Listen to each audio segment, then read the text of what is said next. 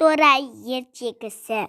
Баяғыда ағайынды 3 торай болыпты.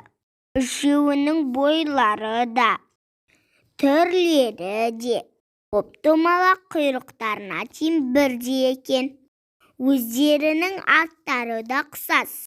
Ниф-ниф, нуф-нуф, наф-наф екен. Жаз бойы жасыл шөпке аунап, күнге қыздырынып, шалшықта аунап рақаттанған екен. Жаз өтіп күз келеді. Күннің көзі бұрынғыдай қыздырмайды. Сары орманның үстіне сұр бұлттар жиі үріле бастайды. Қыстың жайын ойлану керек деді бірде оянған наф-наф ағаларына. Мен суықтан қалтырап тұрмын. Біз ауырып қалуымыз мүмкін. Бірлесіп үй салып бірге қыстайық. Бірақ ағалары жұмыс жасағылары келмейді. Жер қазып тас тасығанша, күздің жылы күнінде рақаттанып аулап жүргілері келеді. Үлгереміз, қысқа дейін әлі уақыт көп қой, деген неф-неф секіре жөнеледі. Керек кезінде мен де өзіме үй салып алам, дейді де нуф-нуф жерге жата келеді. Мен де, деп қостайды неф-неф. Жарайды, өздерің біліңдер. Сендерді күтпей-ақ өзіме үй сала беремді, дейді наф-наф. Күн суыта бастайды. Ниф-ниф мен нуф-нуф асығатын ойлары жоқ. Олар жұмыс жайлы ойлағылары да келмеді.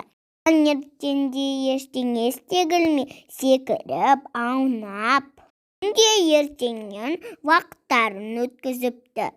Жол шетіндегі шалшықтың бетіне мұз қата бастағанда, ана олар жұмысқа кірісті.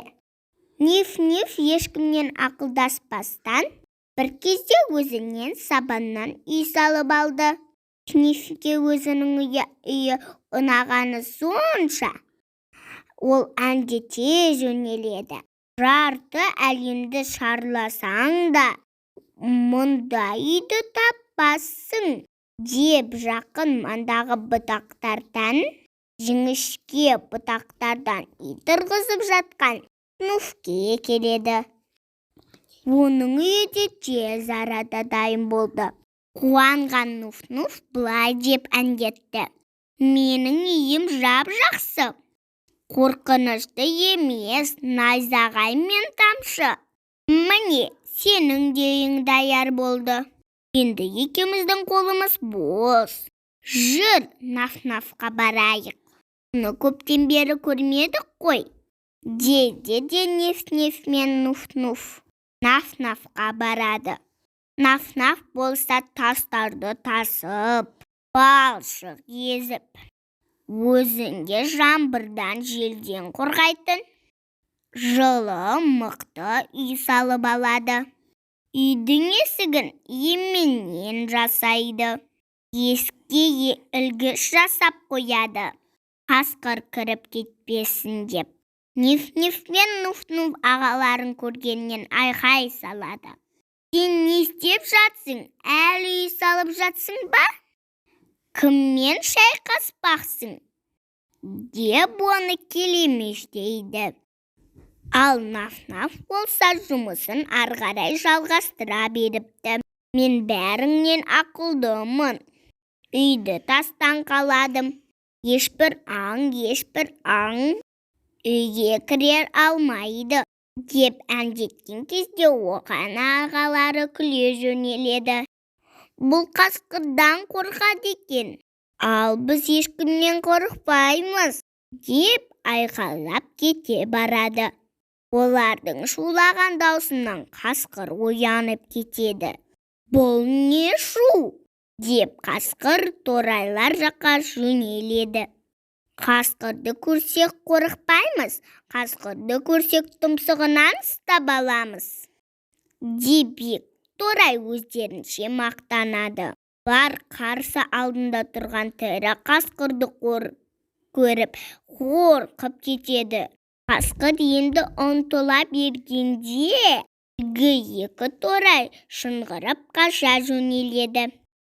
Әрқайсы өздерінің үйлеріне қарай жүгірді. Ниф-Ниф үйіне жетіп есігін жауып алады. Қасқыр келіп, есігіңді аш, әпесем сындырамын. Жоқ, дейді Ниф-Ниф. Қасқыр уф деп үрлеп жіберген кезде оның үйінен дым қалмай ұшып кетеді. Ниф-Ниф ойбайлап қашып Нуф-Нуфтың үйіне келеді. Екі ағайындар есікті жауып алған еді. Қасқыр оларға: мен сендерді жеймін, есіктеріңді ашыңдар дейді. Алайда олар есіктерін ашпайды. Ашуланған қасқыр бар күшімен үрлеп жіберген кезде олардың ағаш үйлері быт-шыт болып шашылып қалады. Торайлар енді қорыққандарынан Наф-Нафтың үйіне қаша жөнеледі. Қасқыр олардың соңынан қуып келіп, есікті аш деп айқайлайды. Бірақ та торайлар есікті ашпайды. Булыққан қасқыр үрлейді, қабырғаны тырнайды. Алайда онысынан түк шықпайды. Басын көтеріп қарап еді, пештің мұржасын көреді. Енді осы жерден кіретін болдым дейді, қуанады қасқыр. Мұржаның бойымен ішке кіре бастайды.